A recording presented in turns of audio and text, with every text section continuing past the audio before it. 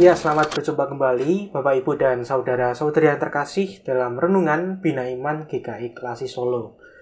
Mari sebelum kita memulai permenungan kita pada hari ini, mari kita mengawalinya dengan berdoa. Tuhan, terima kasih untuk segala bentuk berkat-Mu bagi kami hari lepas hari.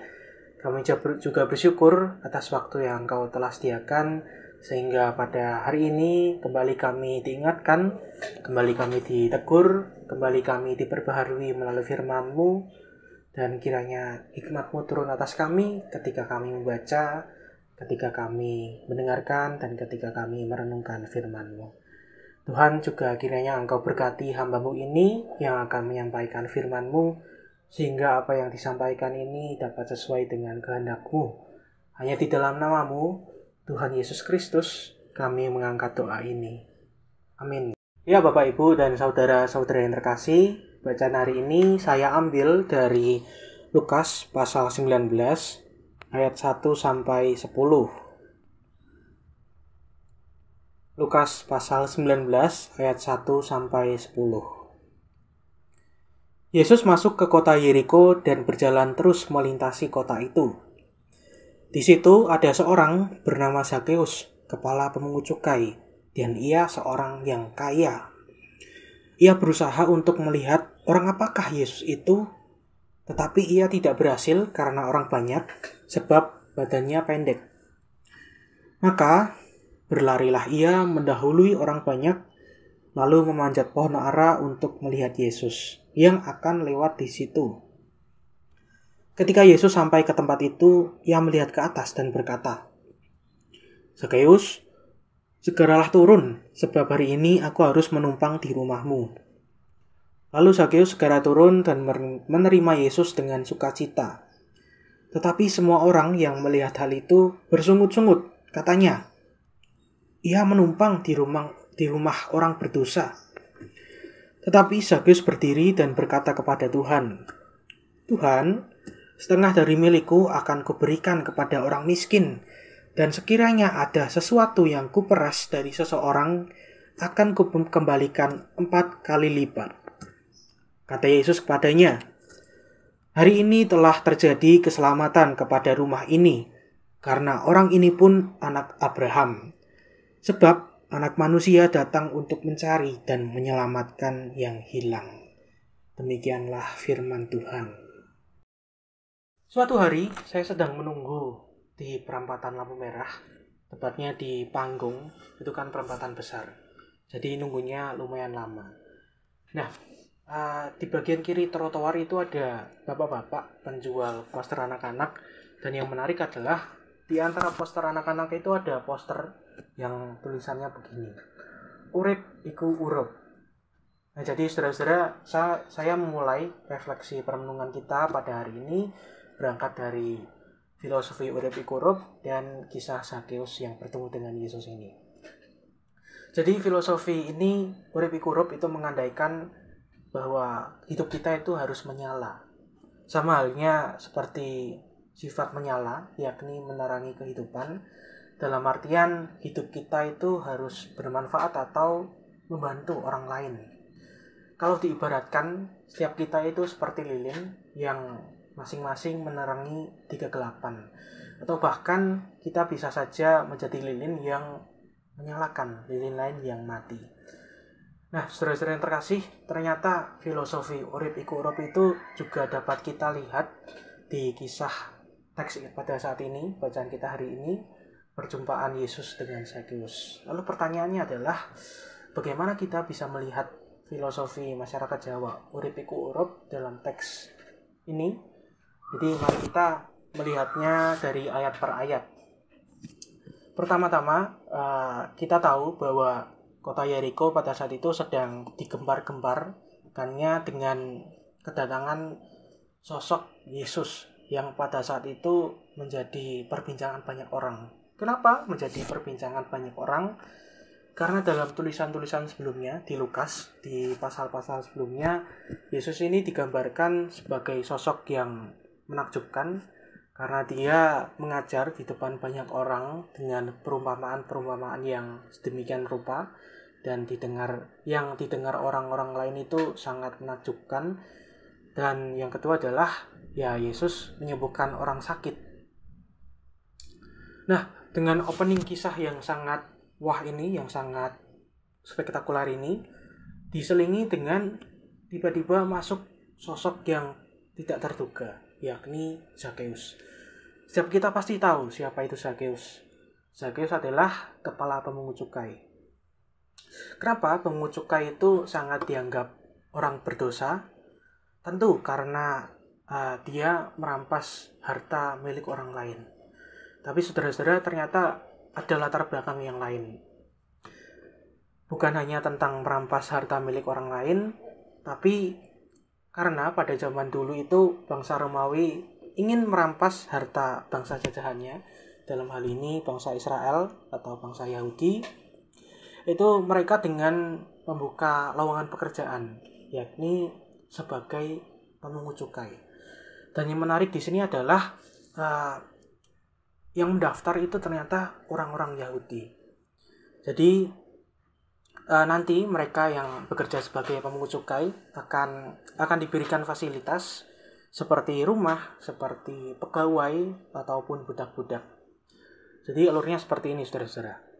Bangsa Romawi akan menetapkan harga biaya cukai, misalnya 10.000 per kepala. Tapi bangsa Romawi juga memberikan kebebasan bagi pemungut cukai ini ingin menarik biaya cukai berapapun. Bisa saja pemungut cukai menarik biaya 50.000 per kepala misalnya. Jadi 10.000 tadi masuk ke kantong bangsa Romawi dan sisanya 40.000 itu masuk ke kantong sendiri. Entah itu untuk biaya kehidupan atau untuk membayar pegawai-pegawainya, atau bisa saja untuk membayar budak-budaknya. Nah, sosok Zakheus ini dianggap sangat berdosa karena dia bukan hanya pemungut cukai, tapi ternyata dia adalah kepala pemungut cukai, yang artinya pasti dia memiliki bawahan pemungut cukai lainnya. Nah, tapi di satu sisi Zakheus ini ternyata juga memiliki keterbatasan, saudara-saudara, yakni badannya pendek.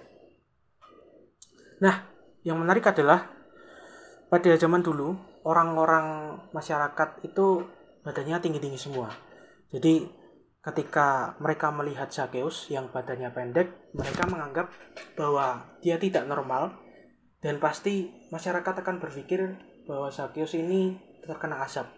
Dan pas sekali karena Zakheus orang berdosa, Zakheus sebagai kepala pemungut cukai yang merampas harta milik orang lain, sehingga dia terkena azab. Azabnya apa? Azabnya adalah badannya pendek. Nah, berangkat dari latar belakang ini, saudara-saudara, kalau kita melihat ayat yang keempat, Zakheus memilih untuk lari terlebih dahulu dari orang lain untuk melihat Yesus dengan memanjat pohon ara. Tapi yang menarik, saudara-saudara, bukan tentang Zakheus lari terlebih dahulu, tapi adalah kita tahu bahwa Zakheus itu sangat kaya. Zakheus sebagai kepala pemungut cukai, pasti dia punya pegawai, dia punya pengawal.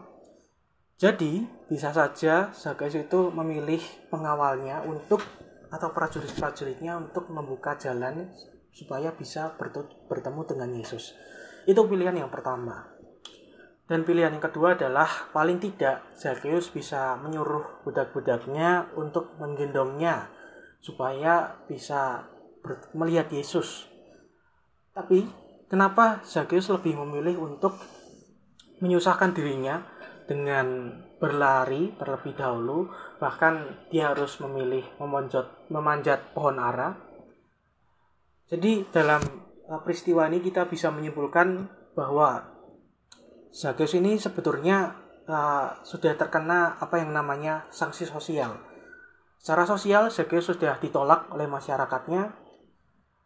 Kalau kita bisa menggambarkan bahwa Zakheus itu memiliki derajat hidup atau nilai kehidupan yang paling rendah di antara masyarakat yang lainnya.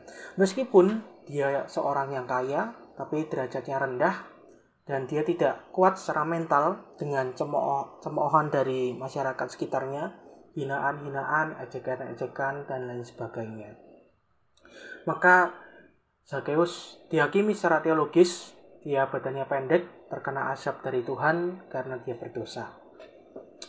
Dan akhirnya Zakheus merasa malu sehingga Zakheus memilih untuk memanjat pohon ara. Nah, di ayat yang kelima, sosok superstar, sosok tokoh yang sedang gempar-gemparnya dibicarakan, yakni Yesus, atau bisa kita sebut sebagai public figure. Yesus yang sebagai public figure ini berbicara kepada Zakheus yang notabene-nya adalah musuh masyarakat atau public enemy. Nah, tentu perjumpaan kedua tokoh ini menjadi kontroversi pada saat itu, hal yang kontroversial. Sama seperti ketika kita melihat televisi atau kita melihat media sosial, ketika ada berita public figure yang melakukan hal yang salah, atau ketika ada public figure yang melakukan hal yang tidak seharusnya, hal yang tidak normal, mungkin beberapa orang akan menganggap bahwa atau mengomentari hal tersebut. Hal ini sama yang terjadi pada saat Yesus berbicara kepada Zakheus. Sama-sama dikomentari negatif oleh masyarakat pada saat itu, merasa, wah, kok ini nggak pas ya, Yesus yang menjadi sosok superstar atau tokoh yang sedang diperbincangkan, tokoh baik yang dikenal oleh masyarakat luas, berbicara dengan sosok Zakheus yang adalah musuh masyarakat kita, si pemungut cukai itu. Jadi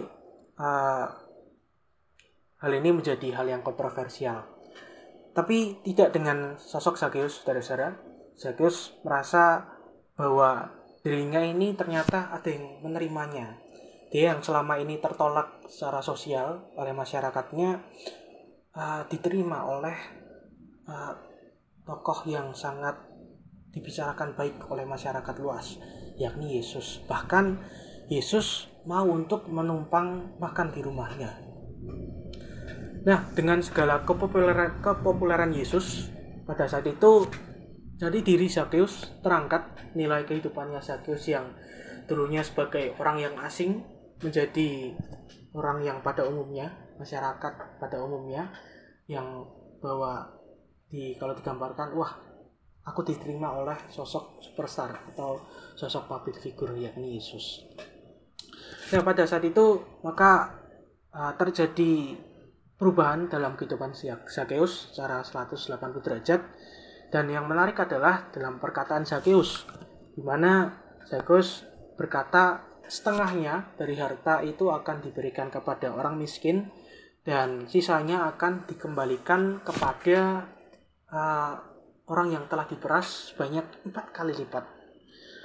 Nah, mari kita berhitung, saudara-saudara. Misal, Zakheus ini punya harta 10 juta. 5 juta akan diberikan kepada orang miskin dan sisanya akan diberikan kepada orang yang telah diperas 4 kali lipat. Pemungut cukai mendapatkan uang dengan hasil pekerjaannya, yakni memeras orang-orang banyak. Dan yang pasti yang diperas itu masyarakat Yahudi yang tidak hanya berjumlah 10 atau 50, yang pasti ratusan atau bahkan bisa saja ribuan. Jadi saudara-saudara, sisa Zakheus 5 juta ini, karena 5 juta sudah diberikan kepada orang miskin, sisa uang Zakheus tinggal 5 juta.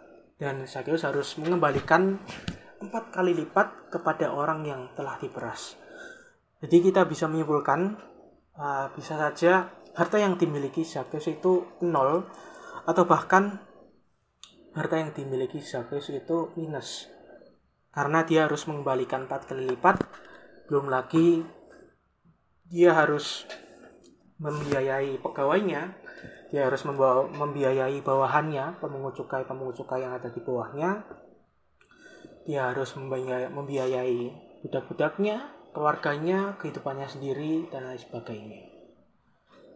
Nah, saudara-saudara yang terkasih, Zakheus yang menjadi public enemy ini diperjumpakan dengan Yesus yang pada saat itu menjadi public figure yang menjadi perhatian orang banyak dan dikenal baik oleh masyarakat luas.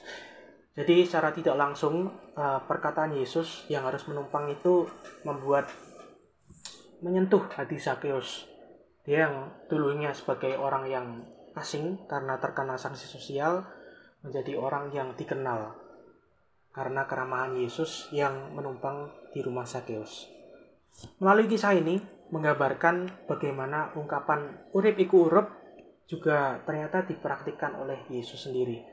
Yesus, kalau yang tadi di awal ilustrasi Yesus diibaratkan seperti lilin yang menerangi kehidupan masyarakat. Dia mengajar, dia menyembuhkan orang sakit, dan dia memberikan perumpamaan yang menafsirkan, bahkan dia menyalakan lilin Zakeus yang tadinya mati. Nah, saudara-saudara yang terkasih, dalam realitas kehidupan kita, mungkin kita pernah menjadi Zakeus yang lilinnya mati. Mungkin kita pernah terpuruk dalam pergumulan, atau kita pernah terpuruk dalam terlalu dalam ketika menghadapi permasalahan. Namun yang pasti ada lilin-lilin lain yang menghidupkan lilin kita yang mati. Bisa saja itu orang asing, bisa saja itu public figure seperti Yesus ataupun public figure pada zaman ini, atau bisa saja kita dinyalakan lilinnya oleh bukan orang, bukan dalam artian makhluk halus, tapi seperti tulisan-tulisan yang bisa kita lihat atau kita baca dalam media sosial, atau tidak seperti tulisan yang ada di ilustrasi di awal urip iku urup yang bisa saja menyalakan lilin-lilin yang mati. Atau bisa saja dalam kehidupan kita saat ini kita bisa menjadi Yesus yang menyalakan lilin orang lain yang mati. Bukan melakukan hal atau pekerjaan yang wah atau melakukan pekerjaan yang spektakuler, tapi kita juga bisa melakukan pekerjaan yang sederhana, yakni ulat sumeh agawe tenaning ati wong akeh, yang artinya wajah tersenyum bisa menenangkan hati orang lain. Bahwa dengan senyuman yang sederhana mungkin kita bisa menyalakan lilin orang lain yang mati. Amin.